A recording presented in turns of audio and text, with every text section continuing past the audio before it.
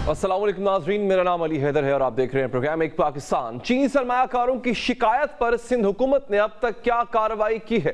गजा मलबा तो बन गया लेकिन मज़ाहमत जिंदा है, जहाद जिंदा है, आज़ाद फ़लस्तीन का जज्बा जिंदा। ये मौज़ूआत हमारे प्रोग्राम का हिस्सा है। 26वीं आईनी तरमीम तहरीक इंसाफ ने चैलेंज कर दी। अब आगे क्या होगा? माहिर कानून से ये सवाल भी पूछेंगे, क्या बानी तहरीक इंसाफ ने पार्टी की मौजूदा क़यादत पर अदम एतमाद कर दिया है?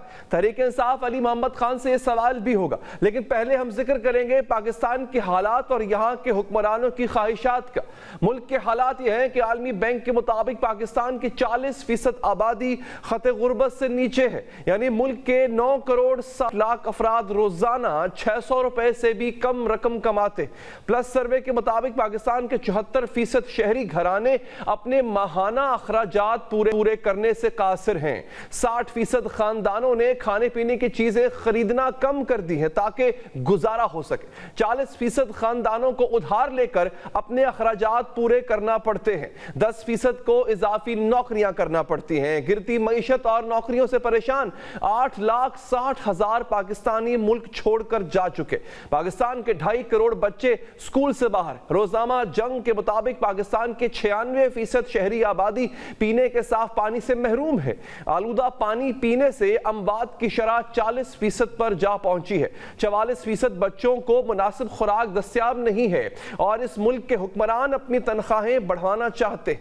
कौमी असम्बली में शोर शराबा, सड़कों पर एक दूसरे की पगड़ियां उछालना पाकिस्तानी सियासत का वतीरा बन चुका है। हर जगह लड़ती झगड़ती तहरीक इंसाफ और नून लीग एक ही पेज पर आ गए। तनख्वाहों और मराद के मामले पर पीपल्स पार्टी, तहरीक इंसाफ और नून लीग समेत दीगर जमातें हम आवाज बन गई हैं। कौमी असम्बली की फाइनेंस कमेटी ने अरकान पार्लियामेंट की तनख्वाह और मराद वफाकी सेक्रेटरी के बराबर करने की मंजूरी दे दी। MNA और सेनेटर की तनख्वाह और मराद 5,19,000 मुकर्रर करने की मंजूरी दी गई। हैरानकुन तौर पर PTI के 67 अरकान ने भी तनख्वाहों में इजाफे का तहरीरी मुतालबा किया था। तमाम कटौतियों के बाद वफाकी सेक्रेटरी की तनख्वाह और अलाउंसेस 5,19,000 माहाना है। अरकान पार्लियामेंट को सहूलियात भी वफाकी सेक्रेटरी के मसावी हासिल होंगी। बात करेंगे इस हवाले से। हमारे साथ मौजूद है पाकिस्तान तहरीक इंसाफ के रहनुमा जनाब अली मोहम्मद खान साहब। अली साहब, बहुत शुक्रिया आपके कीमती वक्त का। आज और बहुत से मौजूदात हैं कि जिन पे आपसे बात होगी इंशाअल्लाह, लेकिन सबसे पहले जरा ये बताइएगा, क्या मौजूदा हालात में जस्टिफाइड है पार्लियामेंटेरियंस को इस तरह खुद की तनख्वाहें बढ़ाना? बहुत शुक्रिया अली हैदर साहब। बिस्मिल्लाह रहमान रहीम, अल्लाहुम्मा सल्ली अला मुहम्मद व अला आले मोहम्मद। देखिए, जब हम हुकूमत में थे, जब हमारी हुकूमत आई, जनाब इमरान खान साहब ने फाइनेंसेस कट किए, एक्सपेंसेस कट आउट किए। मिनिस्ट्रीज में हम, ये जो मेरे सामने ग्रीन टी अभी पड़ी है, ये ग्रीन टी हम अपने ऑफिस में अपनी जेब से पीते थे और तमाम वज़राए आला को और तमाम गवर्नर साहिबान और सब लोगों को अपनी अखराजात खर्चे कम करने का कहा गया। और उस वक्त की जो मिलिट्री एस्टैब्लिशमेंट थी, फौज थी, उसने भी हमें सपोर्ट किया। उन्होंने भी अपना जो बजट था उसमें बढ़ोतरी नहीं की, सपोर्ट किया उस वक्त के वज़ीर आज़म जनाब इमरान खान साहब को। अब आते हैं मौजूदा हालात में। देखिए, महंगाई बेशक बढ़ गई है और इसमें कोई शक नहीं है कि एक पार्लियामेंटेरियन के लिए लाख या जितना भी है 1.5 पौने 2 लाख जो भी तनख्वाह है, जिसको ऑनरेरियम कहते हैं, तनख्वाह लफ्ज़ उसके लिए मुनासिब नहीं है। उसमें अपना हल्का चलाना, अपने फ्यूल एक्सपेंसेस बड़ा मुश्किल है, क्योंकि एक तरफ करोड़ों रुपए बल्कि अरबों रुपए के फंड्स हैं जिसको आपने कभी भी 1 रुपए उसमें टेढ़ी पैसा खुद बुद की इजाजत नहीं है, ना करनी चाहिए। दूसरी तरफ इंतहाई महदूद अखराजात जो आपको मिलते हैं उसमें आपने हल्का चलाना है। तो बेशक महंगाई बढ़ गई है, लेकिन ये वक्त ऐसा है कि इस वक्त मुल्क पे मुश्किल वक्त है और इस वक्त तनख्वाहों का बढ़ना या इस तरह की सैलरीज का बढ़ना जो है वो अवाम उसको पसंद नहीं करेगी, ना बढ़नी चाहिए। बजट टाइम पे जब ये चीज आई, मैंने तहरीक इंसाफ की तरफ से अली मोहम्मद ने, मैंने मुखालफत की थी। मैं आज भी ये समझता हूँ कि अगर बहुत भी जरूरत है, लेकिन फिलहाल थोड़ा सा मेंबर पार्लियामेंट्स को भी अपने पे मजीद सख्ती करनी होगी। हालांकि सूबाई हुकूमतें बढ़ा चुकी हैं, पंजाब में मेरे ख्याल में शायद 1-2 बार बढ़ चुकी हैं। पिछले 10, 11, 12 सालों में कौमी असम्बली में मेरे ख्याल में तनख्वाही नहीं बढ़ी। लेकिन मैं आपकी इस बात से एग्री करता हूं कि ये वक्त मुनासिब नहीं है کچھ عرصہ دیکھ لیتے. اگر پاکستان کی معیشت بہتر ہوتی ہے, لوگوں کی روزمرہ کی زندگی بہتر ہوتی ہے, مہنگائی کم ہوتی ہے اور لوگوں کی زندگی کا سٹینڈرڈ اچھا ہوتا ہے, پھر کچھ نہ کچھ جواز بنے گا. فی الحال عوام میں بالکل اس کو اچھا نہیں دیکھا جائے گا, وقت مناسب نہیں ہے. اچھا, تو پھر سر آپ کو لگتا ہے کہ تحریک انصاف کو بھی سوچنا چاہیے تھا یا آپ کی جماعت کو, کیونکہ آپ کے 67 لوگوں نے دستخط کیے ہیں سر اس بات پر, ان کی بھی یہی رائے ہے کہ ہاں تنخواہ بڑھنی چاہیے, کیونکہ تحریک انصاف نے تو اس کی مخالفت کی ہے کہ اسراف نہیں ہونا چاہیے. میں سمجھ سکتا ہوں کہ ہلکے کے اخراجات ہوتے ہیں, سب کچھ ہوتا ہے, لیکن سر دیکھیں ایک ایم این اے جو الیکشن لڑ کے آتا ہے سر, وہ اتنا تو آپ کو بھی معلوم ہے اور مجھے بھی معلوم ہے کہ وہ پارلیمنٹ کی تنخواہ پہ گزارا نہیں اس کا ہوتا, وہ ایک صاحب ثروت شخص ہوتا ہے کہ جو الیکشن لڑ کے آتا ہے. ہاں کم لوگ ہوتے ہیں آپ جیسے جو مڈل کلاس ہوتے ہیں سر, لیکن ایک اکثریت ان کی ہے کہ جن کے پاس بہت پیسہ ہوتا ہے ماشاءاللہ. اس بات سے میں کلی طور پہ متفق نہیں, جزوی طور پہ ہوں. آپ کی اس بات سے میں ایگری کرتا ہوں کہ اس میں مڈل کلاس کے لوگ بھی ہیں اور اس میں بڑے بڑے جاگیردار اور نواب اور بڑے بڑے انڈسٹریلسٹ بھی ہیں. سینٹ کی سیٹ کا میرا اور آپ جیسا بندہ سوچ بھی نہیں سکتا اگر اس کی جیب میں کروڑوں اربوں روپے نہ ہوں. لیکن یہاں پھر ایسے بھی لوگ ہیں جو they really have to struggle to make ends meet. بہت سے مڈل کلاس کے لوگ بھی ہیں یہاں پہ. خواتین ممبران کی میں بات کروں گا, جو ریزرو سیٹس پہ خواتین ہماری مائیں اور بہنیں آتی ہیں, اس میں بہت سی خواتین ایسی ہیں, میں کسی کا نام نہیں لینا چاہتا لیکن مجھے پتا ہے کیونکہ میں پارلیمنٹری افیئرز کا منسٹر رہا ہوں کہ ان کے حالات کوئی ایسے نہیں ہوتے کہ وہ اربوں یا کروڑوں پتی ہوتی ہیں. پارٹی کی ورکرز بھی آ جاتی ہیں, کچھ ورکر بھی آ جاتے ہیں. جیسے میں ایگزامپل دوں گا, ایک شخص کا نام لینا چاہوں اور وہ ہے فیصل جاوید, ہمارا ورکر ہے, بھائی ہے میرا چھوٹا. اس جیسا آدمی جو کہ کروڑوں پتی نہیں ہے, لیکن سینٹ میں ایسے کتنے لوگ ہیں جو فیصل جاوید خان جیسے ہیں, بڑے کم ہوں گے. میں دوسرے شخص کا قومی اسمبلی سے نام لینا چاہوں گا, اور یہ دونوں ایسے نام میں لے رہا ہوں جو کبھی برا نہیں مانیں گے کہ میں نے ان کا نام لیا, بلکہ ہمیں فخر ہے کہ ہم ایسے ورکرز کو لے کے آئے. جنید اکبر خان ابھی ہمارے پی اے سی کے چیئرمین کے طور پہ جناب عمران خان صاحب نے نامینیٹ کیا ہے, اور دوسرا وہ ابھی صوبائی صدر بنے ہیں. مجھے ان کا پتا ہے کہ وہ کوئی کروڑوں پتی آدمی نہیں ہے, مڈل کلاس کے آدمی ہیں اور ایماندار آدمی. ایسے لوگ بھی یہاں پہ موجود ہیں. تو ان حالات میں یہ ایک کنٹینیوس ڈسکشن ہوتی ہے کہ مہنگائی کی وجہ سے تنخواہیں بڑھے نہ بڑھیں. میں نے پہلے ہی یہ بات کنسیڈ کی ہے کہ اس وقت حالات شاید مناسب نہیں ہے کہ تنخواہیں بڑھائی جائیں, عوام بڑی مشکل میں ہے. لیکن ایک بات یہاں پہ آگے بڑھتے ہوئے ایک بات میں رکھوں گا, اس پہ آپ کبھی ڈیبیٹ کیجئے گا اچھے وقت میں, وہ یہ ہے کہ 2013 میں جب میں ایم این اے بن کے آیا تو میں ایک پروفیشنل لائف چھوڑ کے آیا تھا ایز اے لائر. میری بیک گراؤنڈ انجینئرنگ کی بھی ہے.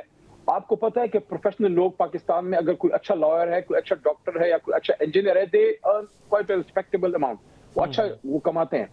اس وقت مجھے ایم کیو ایم کے ایک بھائی نے پارلیمنٹ لاجز میں بائی دا وے جاتے ہوئے ایک بات کی, بڑی زبردست بات اس نے کی, کیونکہ آپ کو پتا ہوگا ایم کیو ایم کے اکثریتی لوگ مڈل کلاس کے لوگ آتے ہیں.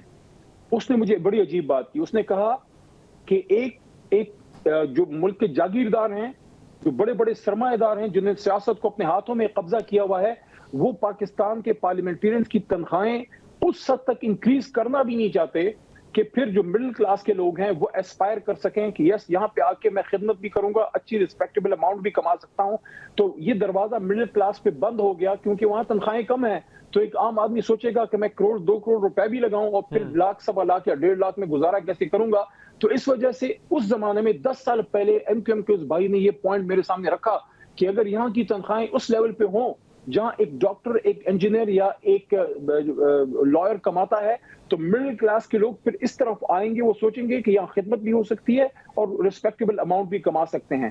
تو پھر یہاں پہ مڈل کلاس لوگوں کا علی صاحب ایسے یہ اچھی بات ہے, اچھی بات ہے. ڈیبیٹ کے بعد میں یہ بات دوبارہ کہنا چاہوں گا, میں یہ بات دوبارہ کہنا چاہوں گا کہ جب حالات بہتر ہوں, جب پاکستان کی معیشت بہتر ہو جائے, ملک تھوڑا سا سانس سکون لے لے, پھر اس پہ ضرور سوچیے گا. اب وقت مناسب نہیں ہے. اور جب کبھی ایسا ہو تو سب سے پہلے تمام پارلیمنٹیرینز مل کے اس بات پر ضرور سوچیے گا کہ ایک 30,000 جو کم سے کم ویج ہے 30 یا 32,000, اس پہ کیسے گزارا ہوگا ایک عام آدمی کا. پہلے تو اس کے لیے کچھ کریں, پھر بھلے وہ اپنی تنخواہ بڑھوا لیں. اچھا ساری صاحب آپ ہمارے ساتھ رہیے گا. حضرت ابو بکر صدیق رضی اللہ عنہ کی میرے خیال میں آپ نے بات کی ہے جو بہترین بات تھی. میرے خیال میں حضرت ابو بکر صدیق رضی اللہ عنہ نے کی, سر وہی ہمارے لیے مشعل راہ ہیں. کمی بیشی جی کمی بیشی اللہ معاف کرے کہ ان سے تنخواہ کی بات کی گئی تو انہوں نے کہا کہ پھر تنخواہ کی بات نے کہا مزدور کی تنخواہ کے برابر، نے کہا مزدور کی تنخواہ کم ہوگی، نے کہا پھر اس کی تنخواہ میرے برابر کر دو یا میری اس کے برابر، کہ امیر المومنین کے اور مزدور کی ایک برابر ہو۔ اللہ کرے کبھی وہ ملک، یہ وقت اس ملک میں آئے کہ جس نام پہ یہ ملک سر انشاءاللہ علی صاحب ہمارے ساتھ رہے گا، جس کے میں نے شروع میں عرض کیا تھا کہ کچھ اور موضوعات پر بھی آپ سے بات ہوگی۔ تو ناظرین یہ تو ایک تھا پارلیمنٹیرینز کی تنخواہوں کا موضوع، آگے بڑھتے ہیں دیگر موضوعات کی طرف۔ پاکستان تحریک انصاف اس وقت دوہری مشکل کا شکار ہے۔ ایک جانب تحریک انصاف مذاکرات کے حوالے سے شش و پنج میں مبتلا ہے، دوسری جانب پارٹی لیڈرشپ میں اچانک ہونے والی تبدیلیاں سوالات کو جنم دے رہی ہیں۔ جوڈیشل کمیشن کے مطالبے پر قائم تحریک انصاف کی جانب سے ایک نیا بیانیہ سامنے آیا ہے، جس کے مطابق پی ٹی آئی نے حکومت کے ساتھ مذاکرات میں مشروط واپسی کا اندیا بھی دے دیا۔ بانی پی ٹی آئی نے 28 جنوری سے قبل مذاکراتی کمیٹی سے ملنے کی شرط رکھ دی۔ بانی پی ٹی آئی نے کہا کہ مذاکراتی کمیٹی سے متعلق حتمی موقف ملاقات کے بعد دیں گے۔ دوسری جانب اڈیالہ جیل سے بھی آج نئی اہم اور حیران کن خبریں سامنے آئی ہیں۔ آج بانی تحریک انصاف نے اچانک علی امین گنڈاپور کو خیبر پختونخوا کی صدارت سے ہٹا دیا اور ان کی جگہ جنید اکبر کو پارٹی کا نیا صوبائی صدر مقرر کیا ہے، اور یہ فیصلہ ایک ایسے وقت میں سامنے آیا ہے جب آج عاطف خان اور جنید اکبر نے اڈیالہ جیل میں بانی تحریک انصاف سے ملاقات کی۔ ماضی میں عاطف خان کو گنڈاپور کے مخالف دھڑے کا نمائندہ سمجھا جاتا تھا، وہی جنید اکبر جنہیں اختلاف رائے پر وزیر اعلیٰ خیبر پختونخوا علی امین گنڈاپور نے اپنے فوکل پرسن کے عہدے سے ہٹا دیا تھا، جبکہ عاطف خان کے خلاف علی امین گنڈاپور کی ایک مبینہ آڈیو بھی سامنے آ چکی ہے۔ یہی نہیں بلکہ خبریں سامنے آ رہی ہیں کہ ان اقدامات کے بعد وزیر اعلیٰ کے پی کے کی وزارت اعلیٰ بھی خطرے میں پڑ گئی، کیونکہ بانی پی ٹی آئی نے کے پی کے میں کرپشن کے معاملات پر تحفظات کا اظہار کر دیا ہے اور علی امین کو پیغام دیا کہ ڈیرہ اسماعیل خان کی سیاست سے باہر نکلے۔ آج کی تیسری اور سب سے دلچسپ بات فواد چودھری کا بانی پی ٹی آئی سے ملاقات کے بعد پارٹی پالیسی پر میڈیا سٹیٹمنٹ دینا ہے۔ حالیہ کچھ دنوں میں پارٹی موقف دے چکی ہے کہ فواد چودھری کا ان سے کوئی تعلق نہیں، مگر آج اچانک فواد چودھری باہر آئے اور مذاکرات اور مستقبل کے لائحہ عمل کے حوالے سے موقف میڈیا کے سامنے رکھا۔ خان صاحب نے مولانا فضل الرحمان صاحب کو، شاہد خاقان عباسی صاحب کو اور محمود اچکزئی صاحب کو جو ہے وہ کہا ہے کہ مذاکرات کے عمل میں جو بھی آئندہ اگر کوئی ہونا ہے تو اس میں ان کو شامل کیا جائے، اور انہوں نے اب اسد کیسر صاحب کے ذمہ لگایا ہے کہ وہ لیڈ کریں اور یہ ایک الائنس جو ہے بڑا وہ بنانا چاہیے، اور اسی کے لیے انہوں نے اس میں جو ملاقاتیں ہوئی ہیں اور ان کو اپریشیٹ کیا ہے، اور اب یہ جو الائنس ہے اس کو آگے بڑھانے کی طرف جو ہے وہ خان صاحب کا مین ایمفیسس ہے۔ پارٹی کے پرانے رہنماؤں کی بجائے خاموش بیٹھے کھلاڑیوں کو اہمیت کیا؟ بانی تحریک انصاف نئی فیلڈ سیٹ کر رہے ہیں۔ سوال یہ ہے کہ کیا تحریک انصاف میں اختلافات بڑھ رہے ہیں؟ سوال یہ ہے کہ علی امین گنڈاپور پر جنید اکبر کو فوقیت دے کر وزیر اعلیٰ کو پیغام کیا دیا گیا؟ کیا بانی تحریک انصاف پارٹی قیادت پر عدم اعتماد کر رہے ہیں؟ سوال تو یہ بھی ہے کہ قیادت میں تبدیلی، سیاسی فیلڈ میں تبدیلی، کھیل منطقی انجام تک پہنچ سکے گا؟ بات کریں گے، جناب علی محمد خان صاحب ہمارے ساتھ موجود ہیں۔ خان صاحب سوالات بہت ہے، لیکن پہلے میں آغاز کروں گا فواد چودھری جو کہ پارٹی کا حصہ بھی نہیں ہے، وہ باہر آ کے پارٹی پالیسی بیان دے رہے ہیں۔ پہلی بات تو یہ وہ خان صاحب سے ملاقات کر رہے ہیں، آپ لوگوں کی ملاقات اتنی فریکوینٹ نہیں جتنی ان کی ہو رہی ہے آج کل۔ ایک دوسرا یہ کہ کیا وہ پارٹی پالیسی کا اعلان اس طرح کر سکتے؟ ملاقات تھوڑی سی ہماری مشکل ہو گئی ہے، ایون سلمان راجہ صاحب کو بھی کچھ موقعوں پہ روکا گیا ہے پچھلے کچھ عرصے میں۔ بیرسٹر گوہر صاحب البتہ جا پاتے ہیں، راجہ صاحب بھی جا پاتے ہیں۔ میں باوجود اس کے کہ لائر بھی ہوں اور چیف جسٹس اسلام آباد ہائی کورٹ کا ڈائریکٹ آرڈر میرے پاس تھا، لیکن 15 نومبر جو احتجاج ہوا ہے اس کے بعد جیل انتظامیہ نے مجھے 4-5 دفعہ میں گیا ہوں، الاؤ نہیں کیا، تو میں نیکسٹ ویک میرا ارادہ ہے کہ دوبارہ میں ٹرائی کروں، ہو سکتا ہے میری ملاقات وہ کرا دیں، لیکن الاؤ نہیں ہوا، میری ملاقات نہیں ہو سکی خان صاحب سے پچھلے 1.5 مہینے میں۔ جہاں تک فواد صاحب کی بات ہے، بہت میرے لیے قابل احترام ہے، بڑا اچھا میرا ان کا تعلق رہا ہے، آج بھی ہے، نظریاتی اختلاف بھی رہتا تھا لیکن احترام کا رشتہ بھی رہا ہے۔ اور جب میں جیل سے نکلا، یہ ان لوگوں میں سے تھے جنہوں نے مجھے ایک میسج کیا تھا ویلکم کا، مجھے آج بھی یاد ہے، کیونکہ ایک تکلیف سے جب آپ گزرتے ہیں تو آپ کو ساری چیزیں یاد ہوتی ہیں۔ لیکن ابھی کیا فواد صاحب پارٹی موقف دے سکتے ہیں؟ میرے خیال میں نہیں دے سکتے فی الحال، جب تک خان صاحب آفیشلی فواد بھائی کو واپس انٹر نہیں کرتے۔ پارٹی موقف جو ہے وہ انہیں اپنی رائے کا اظہار فواد صاحب نے کیا ہے، وہ ایک ایکسپیرینسڈ پولیٹیکل ورکر ہیں، ہماری جماعت میں سرو کیا ہے، تو اپنی رائے کا اظہار وہ کر سکتے ہیں، لیکن میرے خیال میں آفیشل جو موقف ہے وہ اس وقت صرف 2 اشخاص دے سکتے ہیں۔ خان صاحب کی طرف سے پارٹی کا موقف وہ بیرسٹر گوہر چیئرمین تحریک انصاف اور سیکرٹری جنرل جناب سلمان اکرم راجہ صاحب جو ہے وہ دے سکتے ہیں۔ جہاں تک مختلف جو تبدیلیاں ہوئی ہیں اس بات کرتے ہیں، اگر آپ نے اس پہ کچھ پوچھنا ہے۔ ٹھیک، اچھا علی محمد صاحب، یہ اب جو ایک اور تبدیلی آئی ہے وہ ہے علی امین گنڈا پور صاحب کی صدارت سے تبدیلی، اور پھر یہ ہو بھی تب رہا ہے جب عاطف خان ملاقات کرتے ہیں جا کے عمران خان صاحب سے۔ عاطف خان وہ جو کہ یوں کہہ لیں کہ مخالف دھڑے سے ہیں، علی امین گنڈا پور صاحب کے مخالف دھڑے میں سے ہیں۔ اس تبدیلی کو کس طرح دیکھ رہے ہیں تحریک انصاف والے، اور خاص طور پہ عاطف خان کا جا کے ملنا خان صاحب کو اور اس کے بعد پھر یہ فیصلہ آنا؟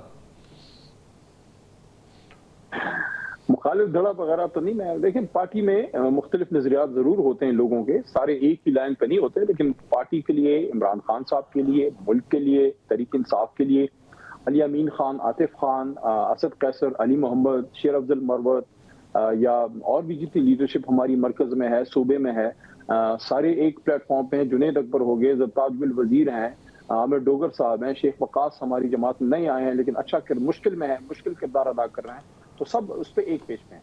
اب آتے ہیں دونوں شخصیات یا اس ایشو پہ۔ دیکھیے خان صاحب پارٹی کے سپریم لیڈر ہیں، بانی چیئرمین ہیں عمران خان صاحب، انہوں نے مناسب جانا ہوگا۔ میری آج ملاقات نہیں ہوئی تو میں صرف اپنا قیاس بتا رہا ہوں، میری معلومات نہیں ہے۔ انہوں نے شاید یہ سوچا ہوگا کہ انتظامی عہدے کو اور تنظیمی عہدے کو سیپریٹ کیا جائے۔ یہ جماعت میں بڑے وقت سے یہ سوچ تھی، اسی وجہ سے عمر ایوب خان صاحب کو صرف اپوزیشن لیڈر کی طرف رکھا گیا اور جنرل سیکرٹری جناب سلمان راجہ صاحب کو بنا دیا گیا۔ تو میں بھی اس وجہ سے، ادروائز میں نہیں سمجھتا کہ خدا نخواستہ کوئی نو کانفیڈنس ہے علی امین خان پہ۔ میں خود اس بات کا گواہ ہوں، میں نے دیکھا ہے کہ علی امین خان نے بڑی مشکل میں سروائیو کیا، خاص کر آپ کو یاد ہوگا 9 مئی سے پہلے جو گرفتار ہوئے ان کے ساتھ ذاتی تصحیح کی گئی، ان کے جو بالوں کا حشر کیا گیا، ان کے ہاتھوں میں رمضان کی حالت میں 2022-23 میں ہتھکڑی میں نے دیکھی جب پشاور اپنا اسلام آباد کی عدالتوں میں ان کو لایا گیا۔ نہیں، آپ بالکل ٹھیک کہہ رہے ہیں، ان کی قربانیاں ہیں، لیکن تبھی تو یہ سوال اٹھتا ہے علی صاحب، تبھی تو سوال اٹھتا ہے کہ ان کی قربانیاں ہیں، اس کے باوجود بھی اگر مطمئن نہیں تھے علی امین گنڈا پور صاحب سے، تو علی امین گنڈا پور صاحب متعدد بار مل چکے ہیں خان صاحب سے، وہ ملاقات کے بعد خود ریزائن کرتے۔ اس طرح سے ان کو ہٹا کے اور پھر جو ہے وہ کسی دوسرے شخص کو لگانا، یہ سب کچھ ایمیکیبلی تو نہیں ہوا، یہ تو صاف ظاہر ہے۔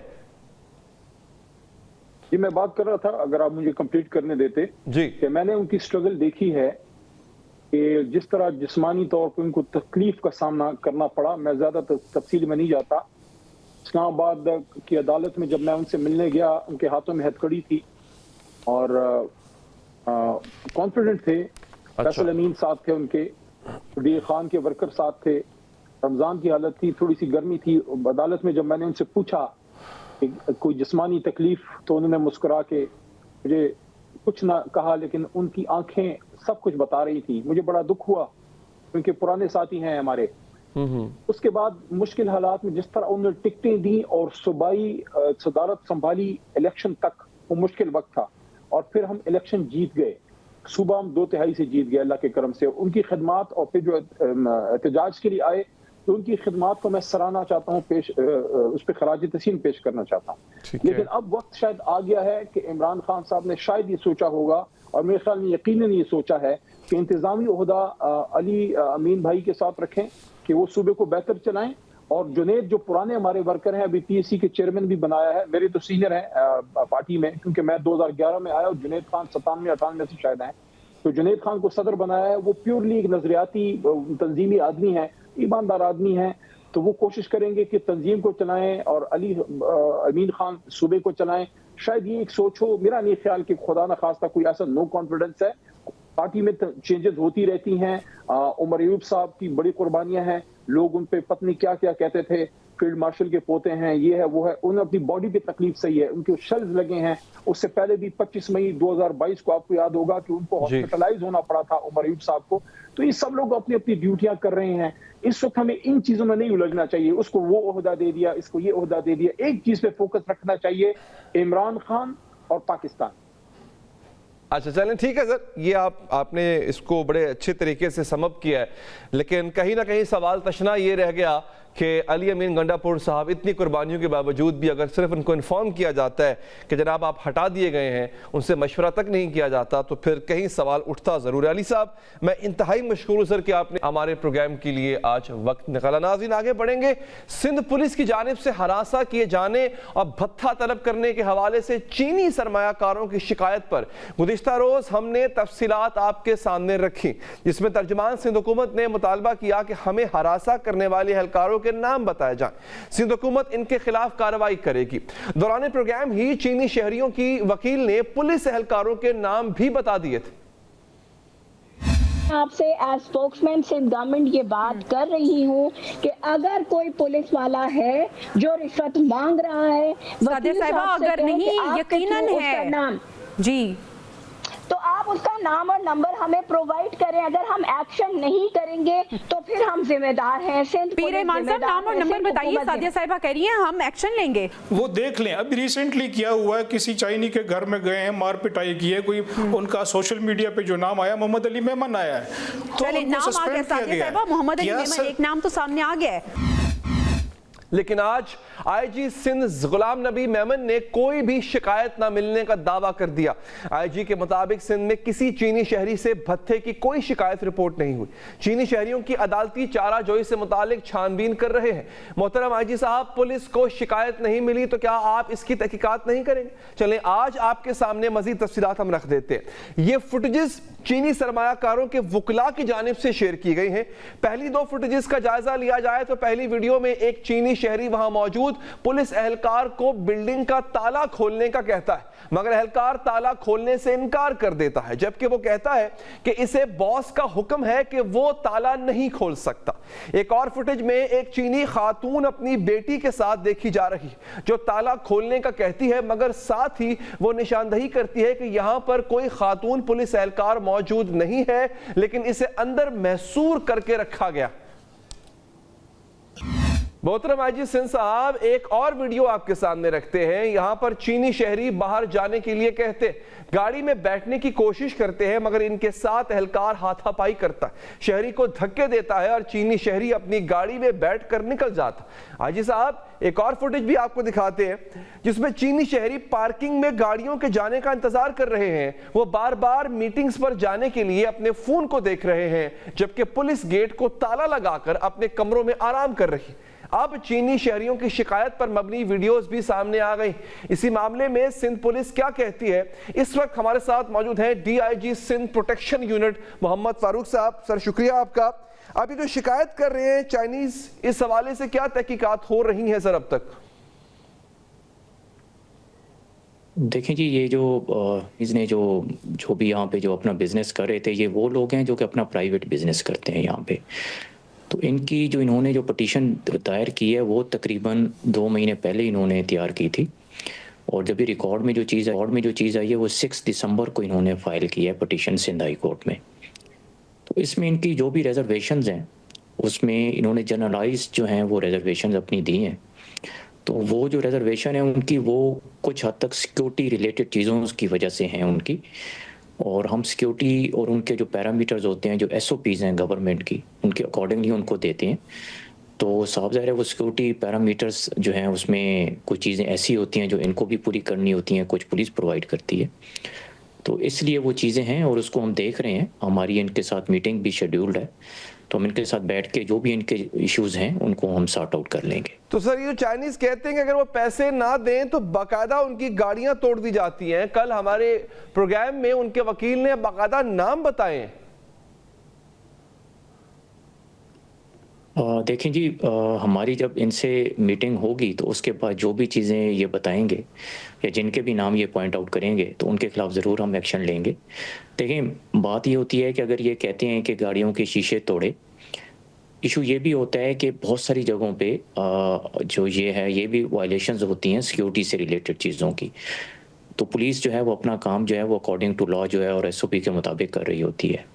تو اگر یہ ہمیں کوئی چیزیں بتائیں گے اور اس میں واقعی ایویڈنس ہوگا تو بالکل اس کے اوپر ایکشن ہوگا.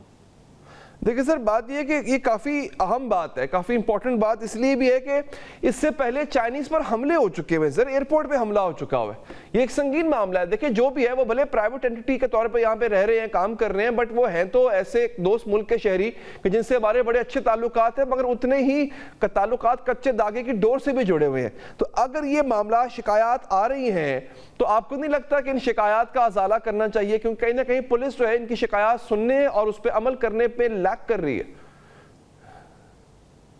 دیکھیں جی، پولیس تو اپنا کام جو ہے وہ تو پورا جو ان کو سیکیورٹی کی حد تک جو ہے وہ تو ہم پورا اپنا کام کرتے ہیں. جو بھی ہمارے لاز اور SOP ہیں اس کے مطابق ہی ہم ان کو سیکیورٹی بھی پرووائڈ کرتے ہیں. آپ یہ دیکھیں کہ ہمارے پاس جو ہیں کوئی یہ 6 پٹیشنر جو ہیں یہ 6 چائنیز نہیں ہیں جن کو ہم سیکیورٹی دے رہے ہیں. ہمارے پاس پورے جو صوبے سندھ میں اراؤنڈ 2050 چائنیز ہیں اور 214 پروجیکٹس اور ریزیڈنسز ہیں جہاں پہ ہم سیکیورٹی دیتے ہیں. ہماری جو صرف SPU ہے جو اسپیشل پروٹیکشن یونٹ ہے جو کہ ڈیڈیکیٹڈ یونٹ ہے فار پروٹیکشن آف چائنیز، اس کے تقریباً 2600 پرسنل جو ہیں وہ ڈپلائیڈ ہیں. تو اٹس اے بگ نمبر. تو یہ نہیں ہے کہ صرف ہم ان 6 کی حد تک محدود ہیں.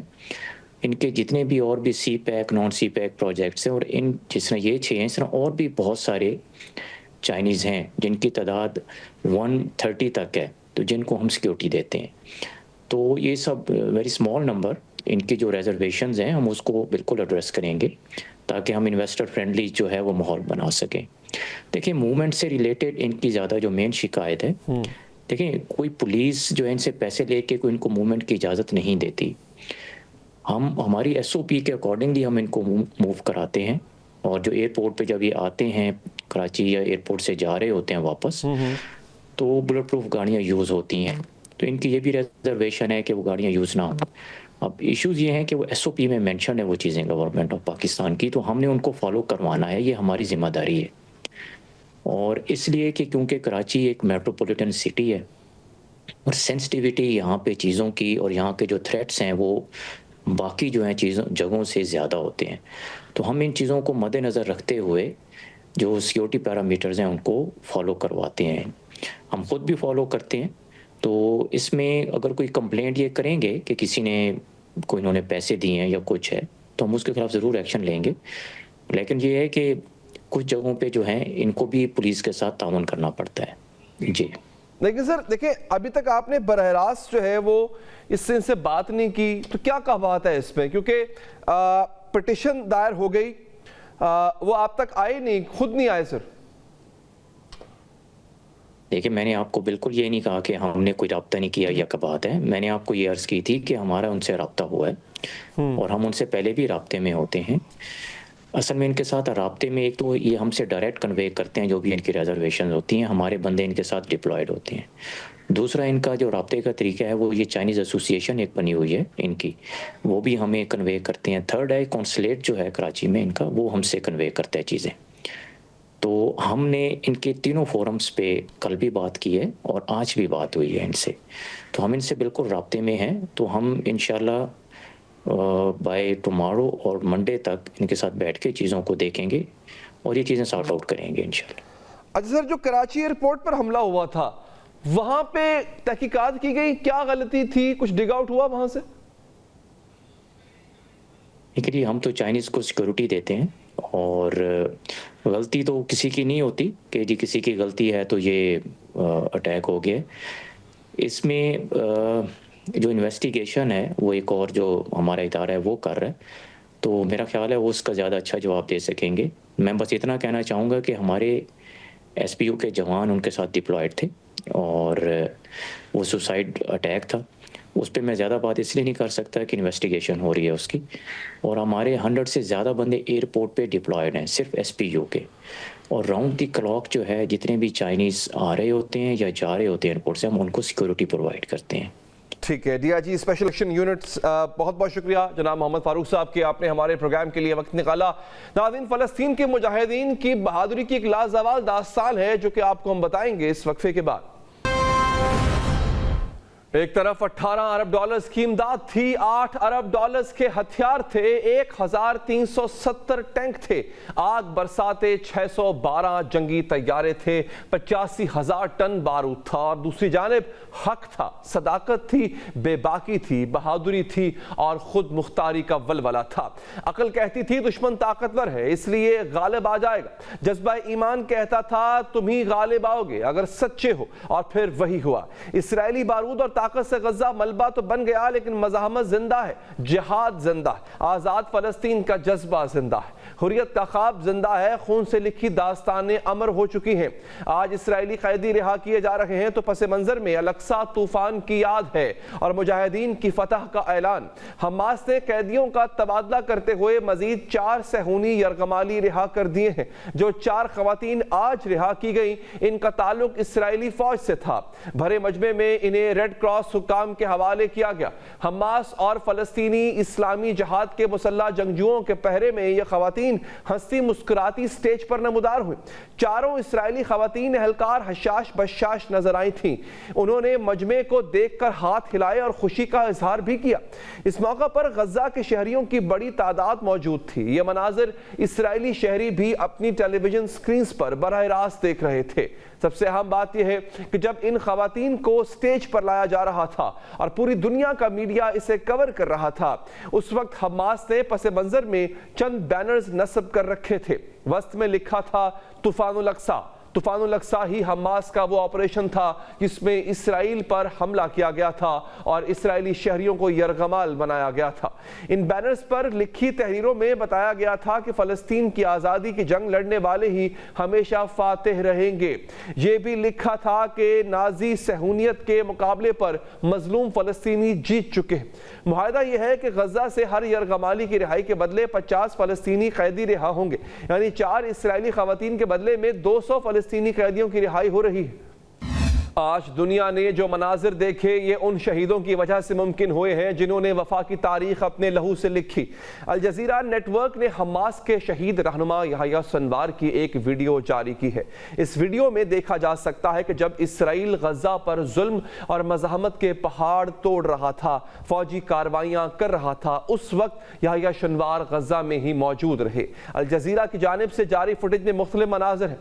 کسی میں یحییٰ سنوار نے کمبل اوڑھ رکھا ہے اور ہاتھ میں چھڑی پکڑ کر ملبے پر چل رہے ہیں۔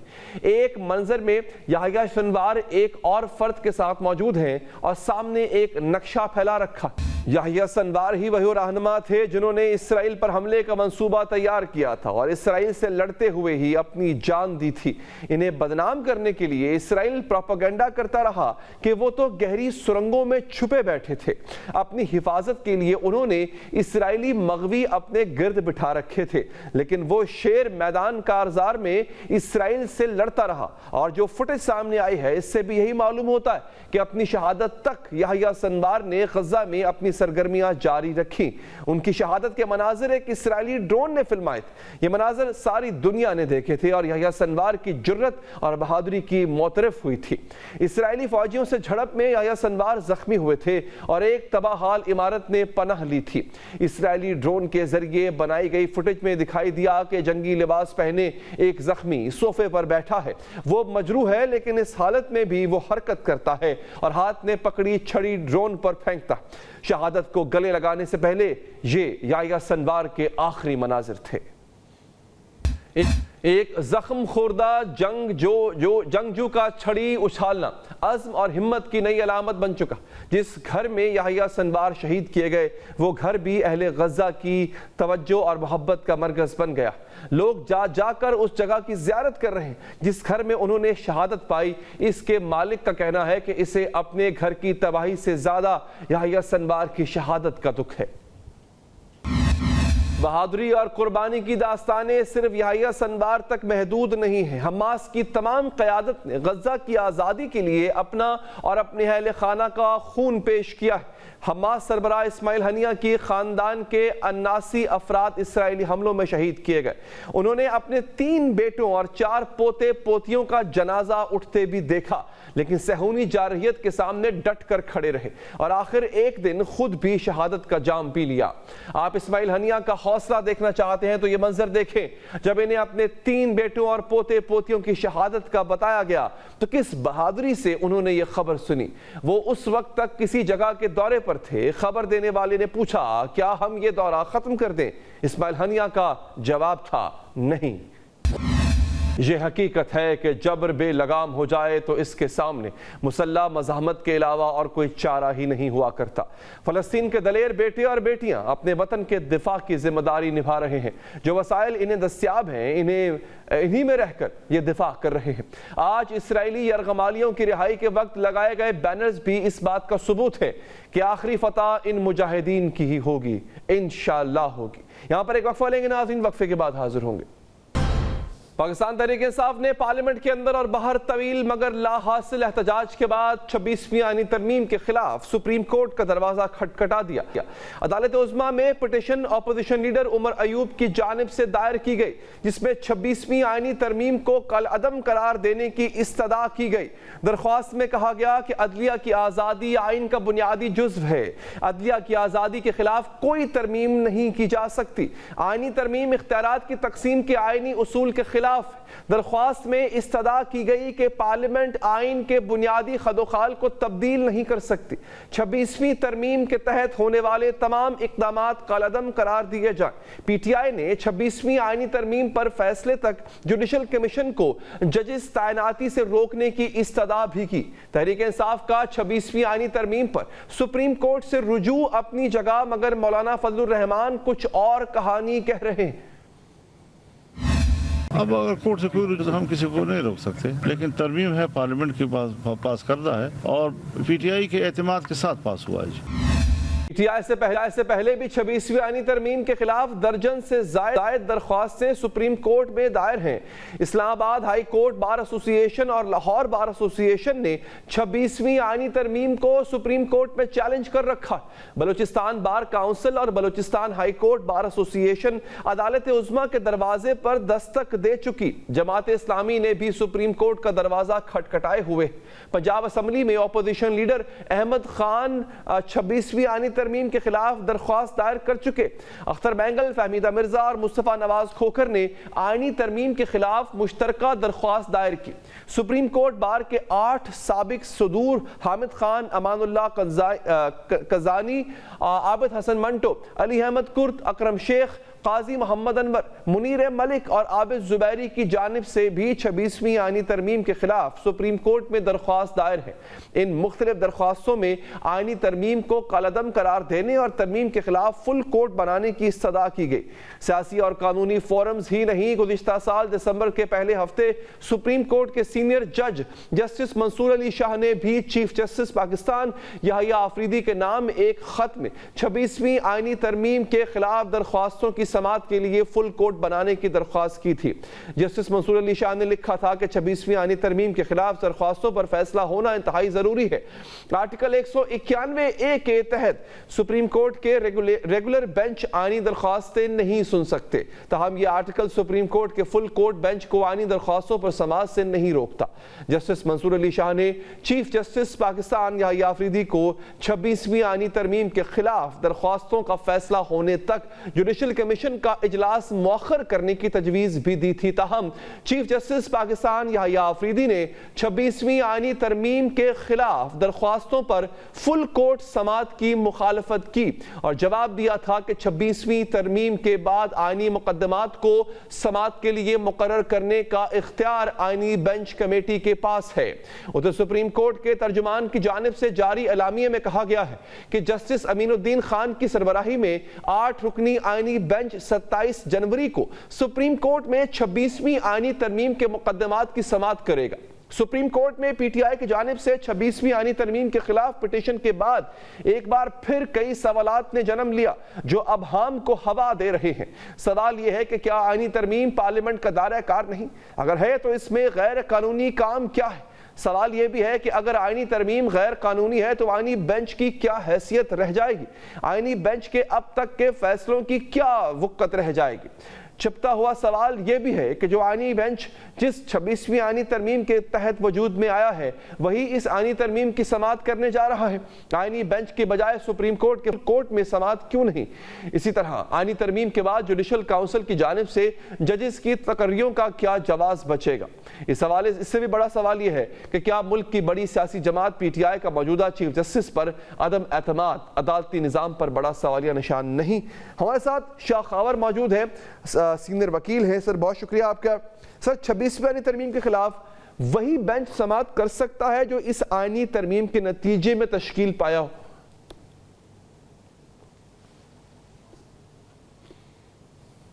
دیکھیں، اس میں آپ کو ایک چیز دیکھنی ہوگی کہ آئین کا آرٹیکل 5 ہے، وہ یہ کہتا ہے کہ ریاست سے وفاداری ہر شہری کا فرض اولین ہے.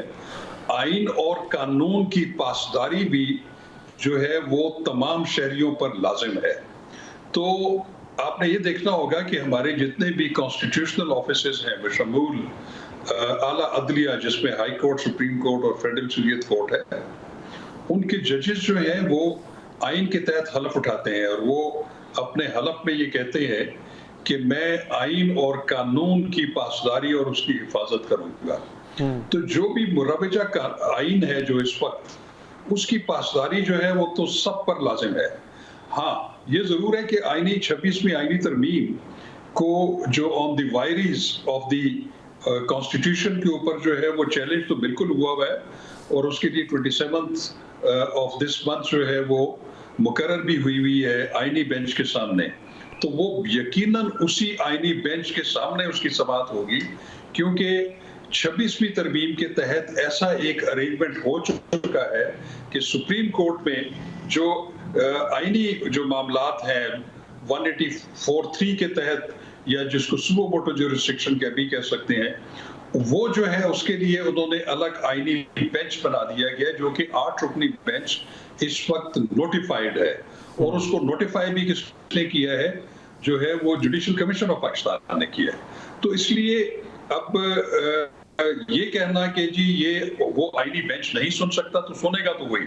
وہ آئینی بینچ بنا ہی اس لیے ہے کہ جو بھی کوئی آئین اور قانون کی تشریح ہو یا اس کی انٹرپریٹیشن کا ایشو ہو، وہ جو ہے وہ 8 رکنی بینچ کر سکتا ہے، یا اس کے جو سربراہ ہے یا ان کی جو کمیٹی ہے وہ کتنے بینچ پر مشتمل جو ہے وہ ایک بینچ تشکیل دیتی ہے. لیکن اس وقت ایک 7 رکنی بینچ جو ہے وہ بالکل موجود ہے جس میں 26ویں آئینی ترمیم کو جو ہے اس کی کانسٹیٹیوشنلٹی کے بارے میں جو ہے اس کو جانچا جائے گا.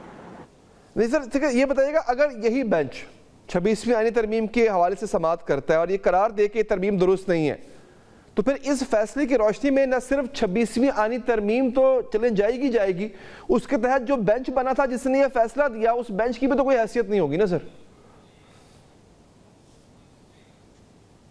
دیکھیے، اگر تو یہ جو آئینی بینچ ہے اگر یہ 26ویں آئینی ترمیم کو آئین سے متصادم قرار دے دیتا ہے تو پھر تو وہ جب سے امینڈمنٹ ہوئی ہے اس کے بعد جتنے بھی اقدامات ہوئے ہیں وہ تو تمام زمین بوس ہو جائیں گے. اس میں تو کوئی دوسری، لیکن یہ ایک بہت ایکسٹرا آرڈنری فیصلہ ہوگا. اس کی وجہ یہ ہے کہ ہم نے آج تک دیکھا ہے کہ جو ویسے تو قوانین جو ہیں جو پارلیمنٹ نے بنائے ہیں ان کو تو جو ہے اس کی جو ہے وائریز تو چیلنج ہو سکتی ہے کہ وہ آئین میں دیے گئے بنیادی حقوق سے متصادم ہے، لیکن جو آئینی ترمیم ہے وہ 2/3 اکثریت سے ہوتی ہے. اور یہ والی ترمیم جو ہوئی ہے، ٹھیک ہے، اس میں لوگوں کے بہت سارے اعتراضات ہیں، اس میں کچھ جو ہیں خامیاں بھی ہم جو ہے وہ نشاندہی کر سکتے ہیں اس کی، لیکن وہ جو آئین میں مروجہ طریقہ کار ہے اس کے مطابق وہ ترمیم ہوئی ہے اور وہ ایک ویلڈ پیس آف کانسٹیٹیوشن ہے. ٹھیک ہے. تو اس لیے صاحب اگر کل کو کوئی فریق اٹھے اور کہہ دے، کوئی بھی پی ٹی آئی کا وکیل اٹھے، کوئی بھی اٹھے، وہ کہتے جناب کہ اس آئینی ترمیم کے خلاف سماعت اس لیے نہیں ہو سکتی کیونکہ جو ترمیم اس کے بعد بینچ تشکیل پایا گیا ہے وہ اس کی سماعت نہیں کر سکتا، تو پھر کیا ہوگا؟ پھر یہ معاملہ چیف جسٹس کے پاس جائے گا؟ دیکھیں، میں آپ کو ایک بات بتاؤں کہ یہ پریکٹس آلریڈی ایک دفعہ ہو چکی ہے. اچھا، آپ نے دیکھا ہوگا کہ یہ جو ایک جسٹس منصور علی شاہ، جسٹس عائشہ ملک اور شاہد منیب اختر صاحب نے ایک باقاعدہ جو ہے وہ لکھ دیا تھا کہ آئینی ترمیم کو فل بینچ کے سامنے لگا دیا جائے، لیکن وہ پھر جو ایڈمنسٹریٹو سائٹ کے اوپر رجسٹرار آفس نے ایسا نہیں کیا تھا. اس کی وجہ یہ ہے کہ اس آئینی ترمیم کے نتیجے میں ہی تو یہ بائفرکیشن ہوئی ہے دو طرح کے بینچز کی. ایک وہ ہے جو کہ آرڈنری کیسز سنیں گے اور دوسرا جو ہے وہ کانسٹیٹیوشنل میٹر سنیں گے.